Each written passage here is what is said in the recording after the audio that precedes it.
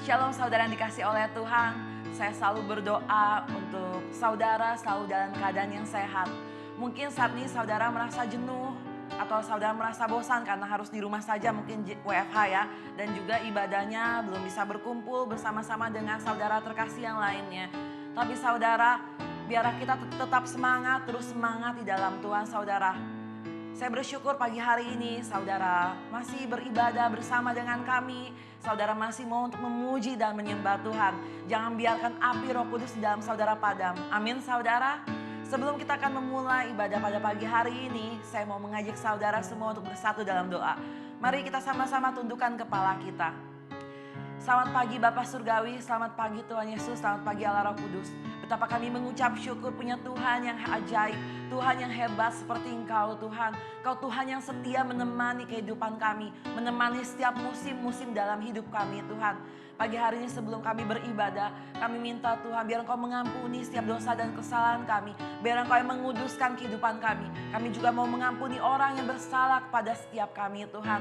Tuhan, kiranya Engkau yang memimpin ibadah hari ini dari awal, pertengahan hingga akhir. Kau yang melawat dan menjamah setiap umat-Mu Tuhan yang ada di rumah Tuhan. Biar yang sakit Kau sembuhkan, yang berbeban berat Tuhan, Kau angkat setiap beban berat dan Kau berikan kelegaan buat setiap mereka Tuhan. Karena kami percaya Tuhan, jamahan, lawatan-Mu Tuhan tidak terbatas ruang dan tempat Tuhan. Kami mau siapkan hati kami dan roh kami Tuhan, tubuh, jiwa dan pikiran kami untuk menyembah-Mu Tuhan. Karena hanya Engkau yang layak untuk disembah dan dipuji, juga ditinggikan dan diagungkan. Terima kasih Tuhan Yesus, bebaskan setiap roh kami Tuhan. Tutup bungkus setiap kami dan keluarga kami, keluarga besar GBI Jalan Baru Taman 4 dengan kuasa darah-Mu Tuhan. Kami siap memuji dan menyembah-Mu Tuhan. Terima kasih Tuhan Yesus. Sebab Kau yang layak disembah, sebab Kau yang layak diagungkan. Terima kasih Tuhan. Terima kasih. Kau yang kami sembah. Kau ku sembah. Kau ku sembah. Kau ku sembah. Oh Tuhan, Kau ku sembah. Kau ku sembah. Kau ku sembah. Kau yang layak kami sembah. Kau ku sembah.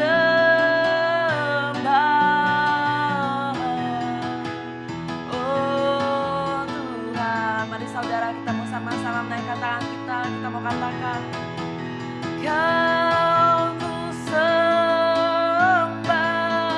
Kau ku sembah. Kau ku sembah.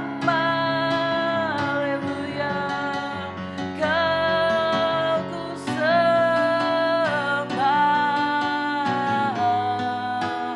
Oh Tuhan,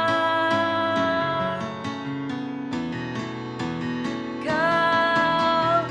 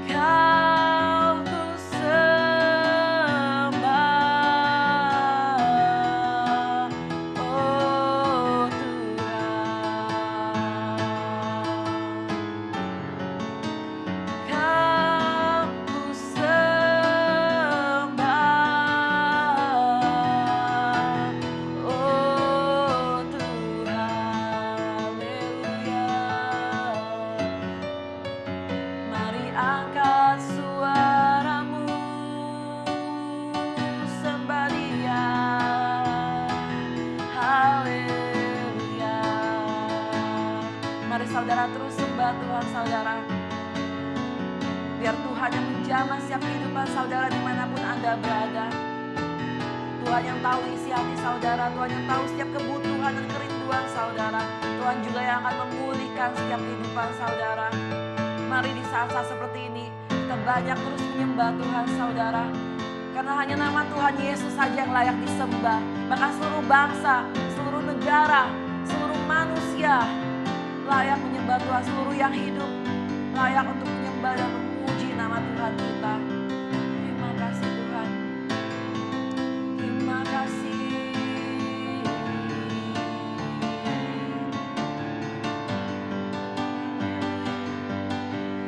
Layaklah segala bangsa sujud kepadamu,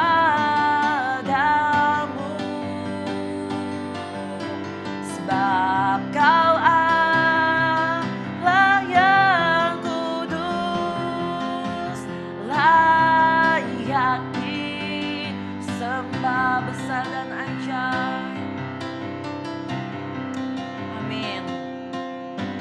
Besar dan ajaiblah karyamu,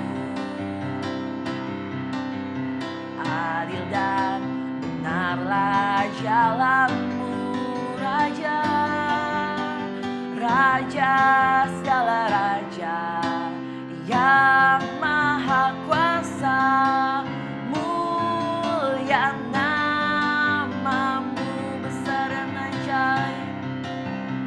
Besar dan ajaiblah karyamu, adil dan benarlah jalanmu, Raja segala raja, Raja segala raja yang maha kuasa, mulia namamu. Saya undang Bapak Ibu saudara-saudara itu bangkit berdiri. Layaklah segala bangsa sujud kepadamu,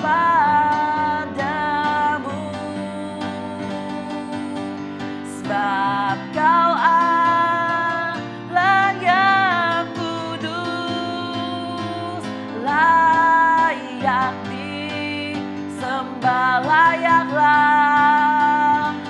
Layaklah segala bangsa sujud kepadamu, sebab Kau Allah, sebab Kau Allah yang kudus, layak disembah. Sekali lagi kita akan katakan layaklah. Layaklah segala bangsa sujud kepadamu,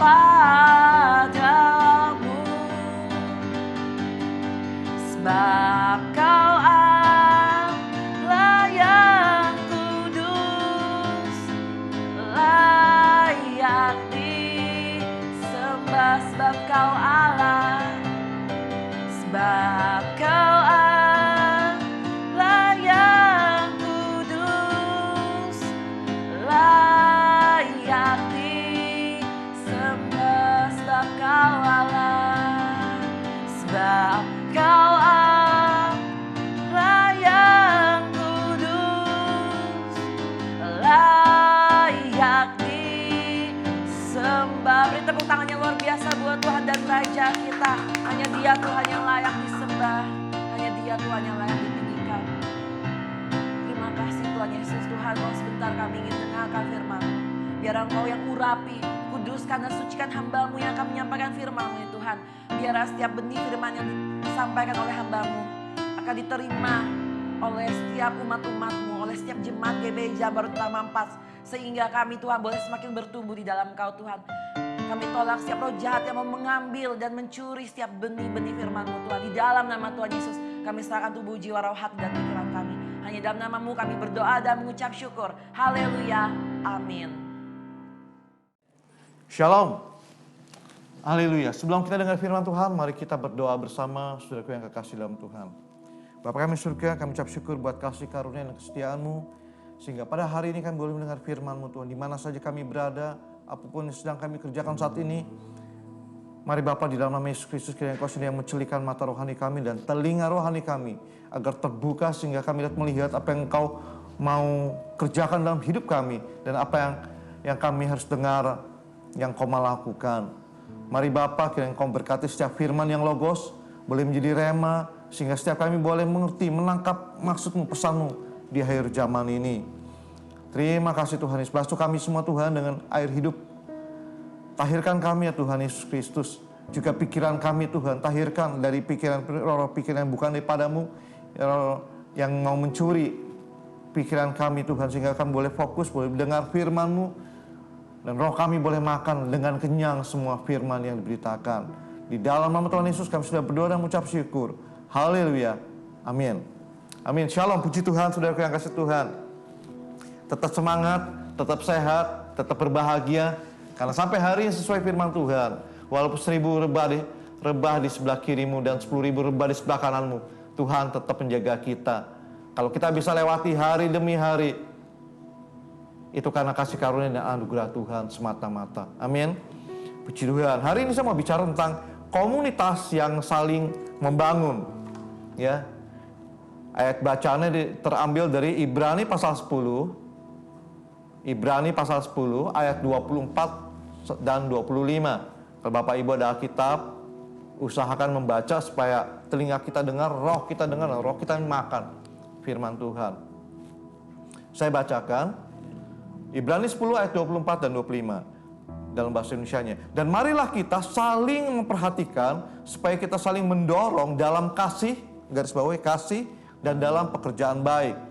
Ayat 25. Janganlah kita menjauhkan diri dari pertemuan-pertemuan ibadah kita, seperti dibiasakan oleh beberapa orang, tetapi marilah kita saling menasehati dan semakin giat melakukan menjelang hari Tuhan yang mendekat. Ya, dalam bahasa Inggris dikatakan begini, and let us consider one another. Mari kita saling memperhatikan satu dengan yang lain, one another, to provoke unto love, untuk memprovokasi dengan kasih. Tapi yang memprovokasi di sini yang konotasinya positif, saudara ya. Kalau dalam bahasa Indonesia dikatakan supaya kita saling mendorong dalam kasih, ya. Nah, yang menarik di sini kata love atau kasih dalam bahasa Indonesianya, dalam bahasa aslinya itu level keempat, saudara, yang paling tinggi. Kita perlu mengerti ini supaya kita untuk kita dapat membedakan apa maksudnya kasih dalam seperti ini ya. Nah, dalam bahasa aslinya kasih ya, itu level yang paling rendah adalah eros. Ya, di dalam eros ada kasih, eros ada perasaan, emosi dan kehangatan. Adalah wajar jika dalam setiap orang ada kasih eros, terutama bila terhadap lawan jenis, ya. Tetapi kasih eros tidak stabil dan mudah berubah, saudara, sehingga tidak bisa menjadi dasar dalam hubungan yang baik untuk mencintai seseorang. Ya, orang yang dikuasai eros malah menjadi rentan dan cenderung sangat mudah dikuasai oleh nafsu. Hanya dengan kasih Allah, ya, setiap orang bisa mengontrol kasih eros dalam dirinya. Eros itu sudah ada, sudah paket dalam diri kita, ya. Tapi jangan sampai ini yang menonjol dalam hidup kita. Itu level pertama, kasih eros, ya. Kasih perasaan, emosi dan kehangatan antara sesama jenis, lawan jenis, ya. Yang kedua, kasih philia, ya, atau lengkapnya Philadelphia, kasih persaudaraan. Adalah kasih persaudaraan yang di dalamnya ada emosi dan kesetiakawanan. Seperti yang di Ibrani pasal 13 ayat 1. Peliharalah kasih persaudaraan. Itu ayatnya pendek sekali, bahasa Indonesia 3 kata, bahasa Yunaninya cuma 2 kata. Ya. Philadelphia. Itu cuma 2 kata, saudara, ya. Kasih persaudaraan. Kasih yang mendasari hubungan teman. Ini juga sifatnya tidak stabil. Buktinya dapat terjadi permusuhan antar teman, sekalipun teman dekat, ya. Arti dari Philadelphia sendiri dari kata philia, delphus. Philia itu kasih, delphus itu kandungan. Kasih sesama orang satu kandungan.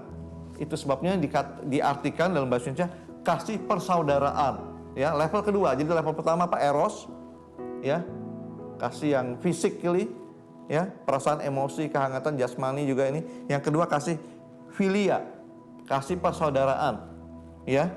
Nah, yang ketiga kasih storge. Storge adalah kasih karena ikatan darah, saudara. Contoh seperti ibu dengan anaknya, ya. Biar gimana pun anaknya jahat, ibu tetap sayang sama anaknya. Kasih ayah terhadap anak-anaknya, itu storge.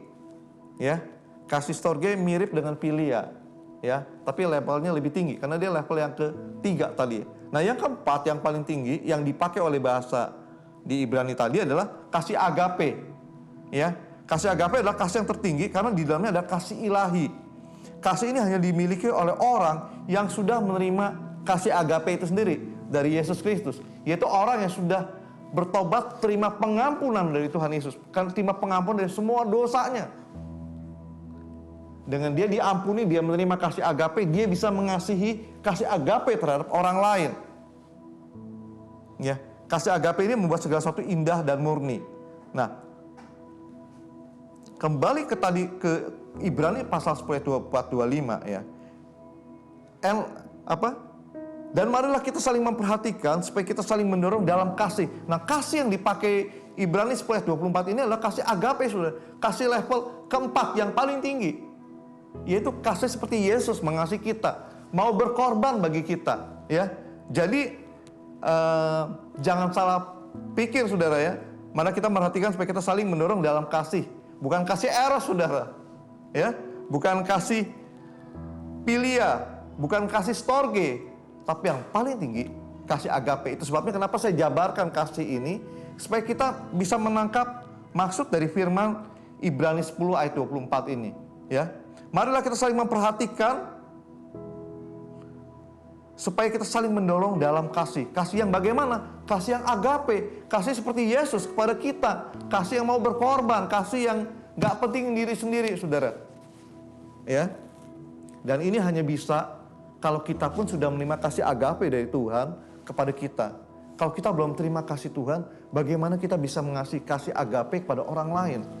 Nah, komunitas yang saling membangun butuh kasih yang seperti ini, saudara. Nah, contoh cerita kasih agape, ya. Sekitar 6 tahun yang lalu ada kejadian di Bekasi, ya. Ini saya bacakan. Ibu Ade Sarah memaafkan pembunuh putrinya di kompas.com 7 Maret 2014. Jadi begini, ibu ini punya seorang putri tunggal, satu-satunya anak kesayangannya, dibunuh oleh mantan pacarnya, cowok, ya. Nah, mantan pacarnya ini sudah punya pacar baru sebenarnya, tapi entah kenapa tetap sakit hati, ya. Karena gak cocok, mereka sebenarnya beda agama, saudara. Tapi yang ini takut akan Tuhan, entah gimana mereka bisa pacaran walaupun tidak seiman, ya. Nah, kemudian yang berdua ini, mantan pacar dan pacar barunya ini bukan hanya membunuh sebenarnya yang parah kalau saya baca, menyiksa. Jadi nggak langsung mati, saudara. Disiksa sekian waktu baru mati. Itu kejam sekali. Itu heboh. Tahun 2014 itu heboh kejadiannya di Bekasi. Tapi yang ajaib adalah kita lihat bagaimana kasih agape ini bekerja. Ibu Elizabeth Diana tak kuasa menahan duka atas kejadian menimpa putrinya, ya, umur 19 tahun, yang kehilangan nyawa karena dibunuh, disiksa dan dibunuh oleh yang 2 orang tadi, ya, yang merupakan teman-teman SMA dari putrinya. Jadi 2 orang pembunuh ini juga sebenarnya teman SMA-nya, ya. Ibu si korban mengatakan begini, dia memaafkan pembunuh putri tunggalnya itu. Bahkan dia berkata begini, saya yakin mereka itu anak baik. Hanya satu mereka tidak bisa menguasai sisi jahat dari diri mereka. Wah, ini luar biasa, saudara, dan itu heboh. Dan ternyata ibu ini orang Kristen, saudara, ya. Saya percaya ibu ini sudah terima kasih agape dari Tuhan, mengampuni dosa-dosanya, sehingga dalam keadaan yang sangat rasanya sulit ya mengampuni, saudara, ya. Karena orang bukan dibunuh cuma sekali tembak atau sekali tusuk mati, bukan. Disiksa, saudara. Jadi pada waktu rekonstruksi kejadian oleh polisi, pelaku ngapain aja gitu kan, itu kan harus difoto, dicatat tindakan 1, tindakan 2, tindakan 3, sampai itu korbannya mati. Itu panjang, saudara. Oh, itu kejadian kejam sekali, saudara, ya.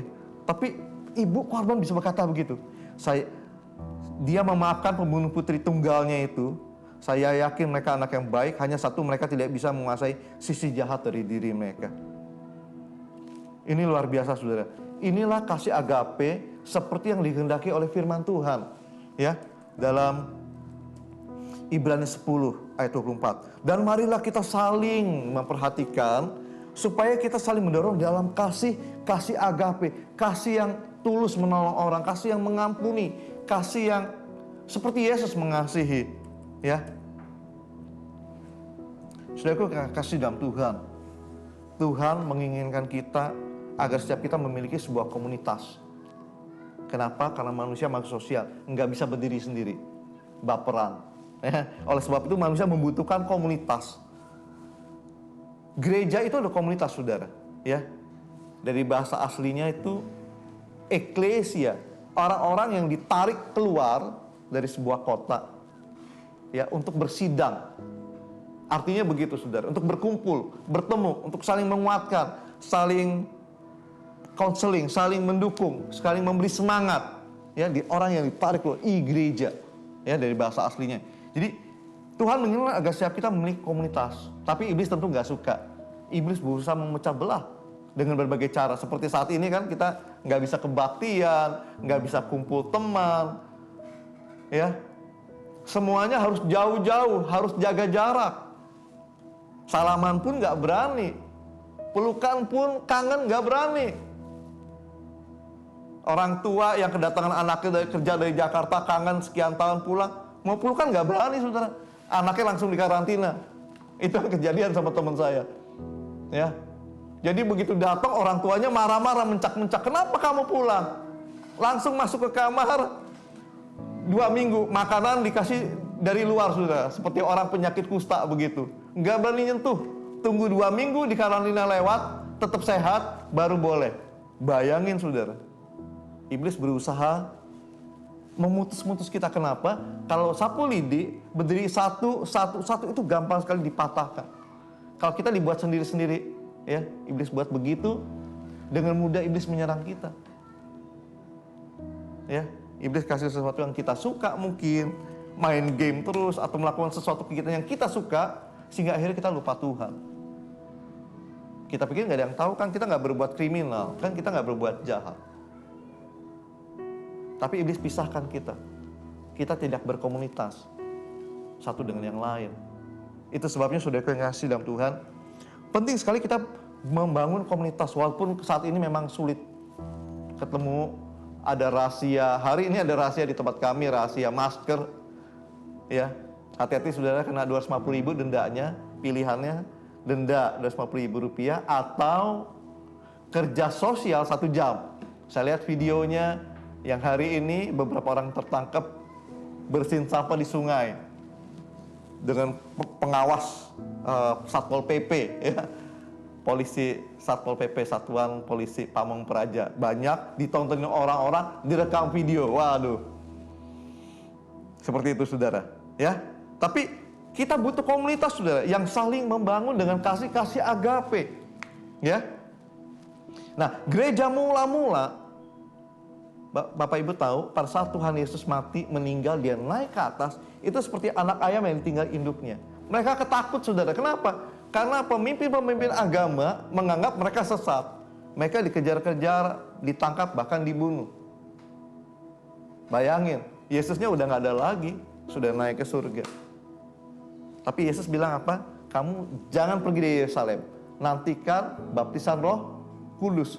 Setelah dibaptis Roh Kudus, mereka menjadi kuat. Mereka berkomunitas satu dengan yang lain, saudara. Saya bacakan dalam Kisah Para Rasul 2 ayat 42 sampai 47. Bapak Ibu baca atau catat. Kisah Para Rasul 2 ayat 42 sampai 47. Saya bacakan. Mereka bertekun dalam pengajaran rasul-rasul dan dalam persekutuan. Dan mereka selalu berkumpul untuk memecah-mecah roti dan berdoa. Maka ketakutan mereka semua, maksudnya ini orang-orang yang di luar mereka, ya. Sedang rasul-rasul itu mengadakan banyak mukjizat dan tanda-tanda ajaib, maksudnya. Kenapa? Itu setelah baptis Roh Kudus. Ayat 44. Dan semua orang yang telah menjadi percaya pada Yesus tetap bersatu, bangun komunitas. Dan segala kepunyaan mereka adalah kepunyaan bersama. Nah, ini bahasa asli ini adalah komuni, saudara. Komunitas itu dia kata komuni, bersatu. Ya, jadi apa yang mereka punya, ya, mereka bangun. Karena di luar mereka itu pemerintah berusaha menangkap mereka. Pemimpin-pemimpin agama berusaha menangkap mereka. Mereka dianggap sesuatu yang aneh, sesuatu yang menyimpang. Percaya kepada orang yang dianggap Tuhan, Allah, yaitu Yesus Kristus. Ekonomi mereka juga berantakan. Karena mereka harus dikejar-kejar. Tapi di sini dikatakan, dan semua orang yang telah percaya tetap bersatu, menjadi satu komuni. Ya, komunitas itu menjadi satu, saudara. Dan segala kepunyaan mereka, sehingga mereka ada terbangun rasa, itu tadi, dengan kasih agape itu, yang punya lebih, dia jual supaya bisa menghidupi komunitas ini. Nah, cuma sayangnya kata komuni ini disalahgunakan oleh mantan orang yang sekolah Alkitab justru. Yang murtad. Jadi komunis. Konsepnya bagus. Di komunis itu yang nggak ada orang kaya, nggak ada orang miskin, semua sama, seragamnya sama. Tetapi mereka nggak percaya Tuhan, saudara.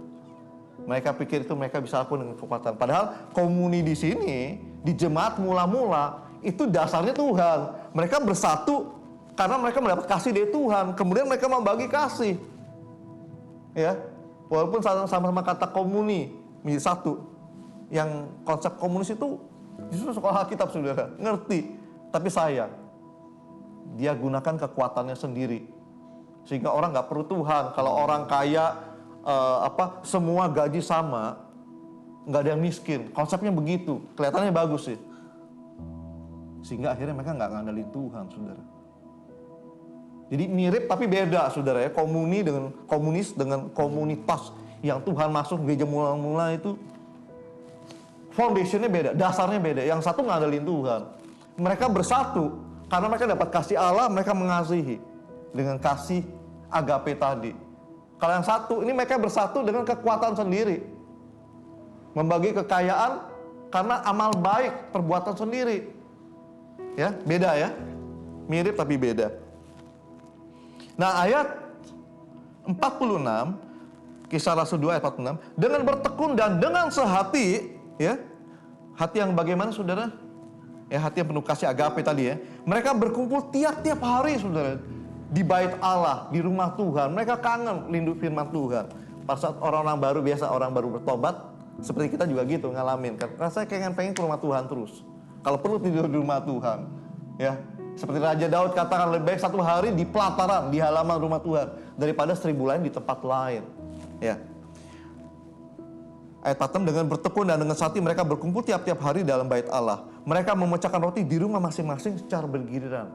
Nah, itu yang konsep seperti sekarang ini pesan doa. Pindah-pindah rumah jemaat begitu. Sehingga mereka saling mengenal, satu keluarga dengan keluarga lain saling menguatkan. Dan keluarga yang berlebihan memberkati keluarga yang kekurangan. Ini konsepnya seperti itu, saudara. Mereka memecah roti dan di rumah masing-masing secara bergiliran dan makan bersama-sama dengan gembira dan dengan tulus hati. Karena kasih mereka, kasih agape. Kasih level 4, kasih yang paling tinggi. Ya. Ayat 47, sambil memuji Allah dan mereka disukai semua orang. Dan tiap-tiap hari Tuhan menambah jumlah mereka dengan orang yang diselamatkan. Inilah komunitas yang saling membangun. Karena dasarnya kasih Allah. Nah, apa saja yang dapat kita lakukan di dalam sebuah komunitas yang sehat, saudara? Ada 3 hal. 1, saling memperhatikan. Ayat 24a-nya, ya, dari Ibrani tadi. Dari Ibrani 10 ayat 24a, ya. Komunitas orang percaya saat ini biasanya disebut dengan komsel atau kelompok sel, saudara. Kelompok-kelompok kecil, ya. Di dalam sebuah kelompok sel yang sehat, orang-orang percaya menjadi sebuah keluarga yang baru. Walaupun tidak satu darah, tapi mereka keluarga rohani, ya. Orang percaya menjadi sebuah keluarga baru yang saling memperhatikan satu dengan yang lain. Sehingga jika ada yang mengalami masalah, kesulitan, sakit, atau berbeban berat, dapat dikuatkan melalui kelompok sel ini. Mereka saling menguatkan, saling mendukung, saling memberkati. Ya, 1, saling memperhatikan. Yang kedua, saling menolong dalam kasih. Kasih yang bagaimana? Kasih agape tadi, sudah ayat 24. Di dalam kelompok sel yang sehat, anggotanya juga saling mendorong dalam kasih, sehingga setiap anggota dapat bertumbuh secara rohani dengan baik. Caranya bisa dengan mengajak setiap anggota untuk ikut gerakan membaca Alkitab, ya, gerakan mesbah doa, bangun mesbah doa keluarga, dan seterusnya. Ini penting baca Alkitab, saudara. Kenapa? Karena tubuh kita perlu makanan supaya tubuh kita sehat, daya tahan kita kuat, ya, nggak kena virus COVID. Tapi roh kita juga perlu makan, saudara, supaya roh kita nggak kena virus rohani, saudara, yang membuat kita jadi cinta diri sendiri. Karena firman Tuhan katakan di akhir zaman, orang akan lebih cinta dirinya sendiri pada orang lain.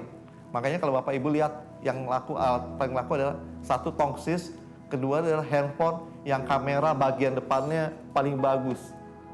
Sehingga kalau kita lihat semua medsos, semua orang foto, video siapa? Dirinya sendiri. Kebanyakan.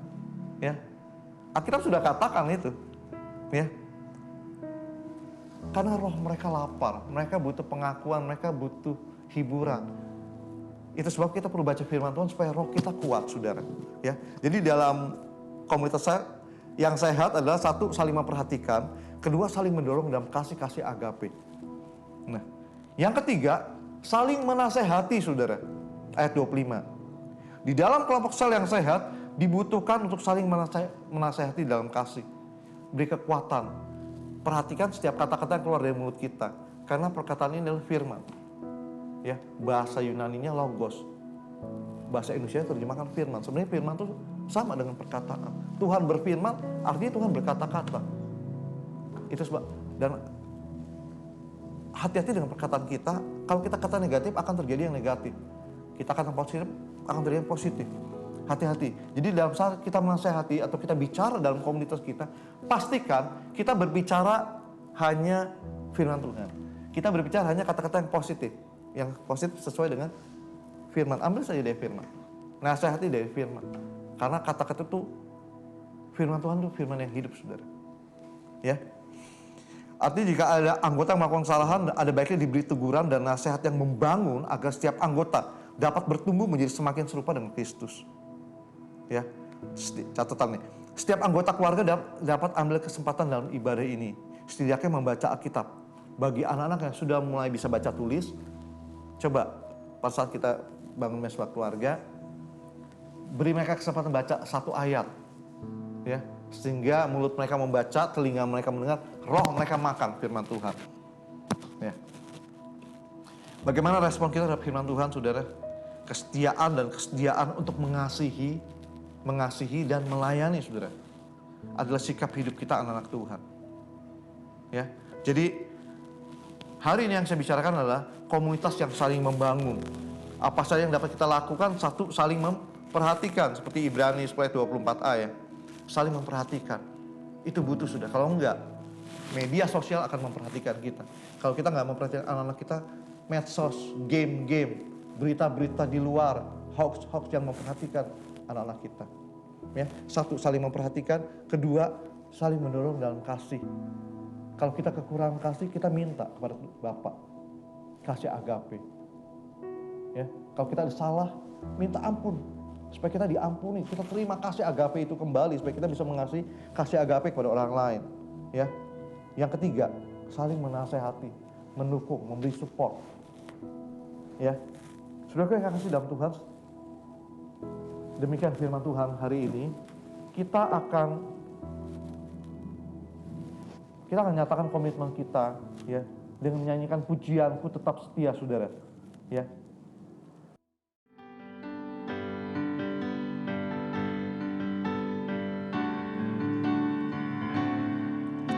Seperti wanita mengurapimu, menangis di bawah kakimu. Demikian hidupku mau mengasihimu. Yesus, Engkau baik bagiku. Sampai akhir ku menutup mata, ku tetap setia menanti janjimu.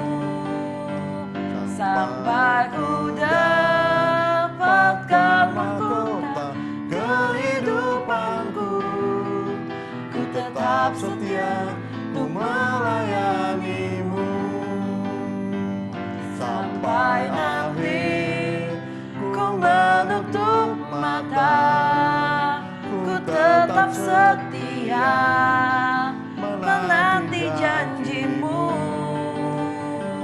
sampai ku dapatkan mahkota kehidupanku. Ku tetap setia untuk melayanimu. Ku tetap setia.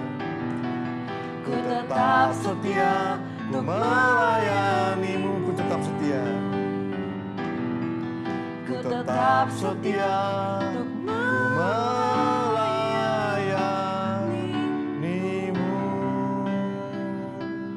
Haleluya, jemaat yang kasih dalam Tuhan, mari kita angkat hati kita dan kedua tangan kita terima berkat Tuhan. Kiranya berkat daripada Allah Bapa, penyertaan Tuhan Yesus Kristus dan Allah Roh Kudus menyertai kamu sekaliannya. Menjadi saat kamu masuk, menjadi saat kamu keluar, memberkati bakul nasimu, memberkati pekerjaan dan pelayananmu, memberkati pendidikanmu, memberkati apapun juga yang kau kerjakan dengan kedua tanganmu. Kiranya berkat dan damai sejahtera dan sukacita yang jauh melampaui segala akal mulai hari ini, dan juga penyertaan Allah Roh Kudus menyertai kamu sekalian mulai hari sampai Maranatha Tuhan Yesus datang yang kedua kalinya. Yang percaya terima berkati dan katakan amin. Amin. Tuhan Yesus memberkati. Amin.